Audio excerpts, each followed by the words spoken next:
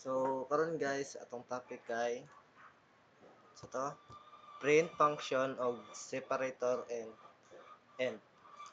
So, nakoy code dere sa print function o ni print tapos hello world. So, sayo na kay ni siya. Kung irani mo, mo na dahil hello world ra.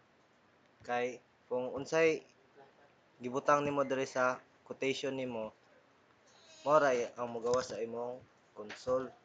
Ano ra kasayon? Tapos ang separator sep magamit kay ngani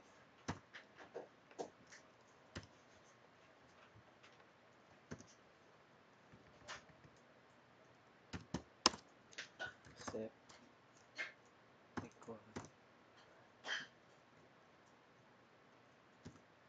Tapos diri tunga aning duha ka quotation kay hintabi i-separate na niyang hello world.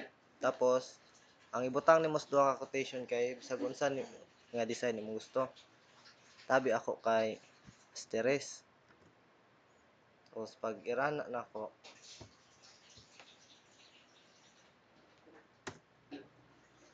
mo na nasa tunga ang asterisk sa hello world kay gi-separate na niya.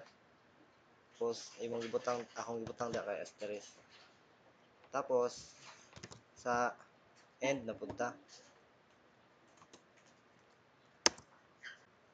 So guys, nara tong akong kuan code sa end na nagprint ko direg hello tapos end equals tapos bisag unsa nga design nimo ibutang para again na karon kay equal na pod ako ibutang. Tapos nagprint ako og hello.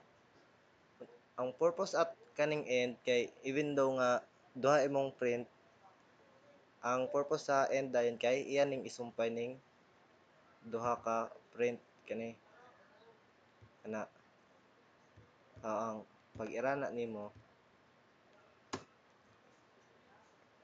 na nasumpay siya bisag lahi-lahi sila bisag duha sila ka print kay gigamitan man nato end nga kuan mo to nasumpay sila guys. Mao to guys, salamat.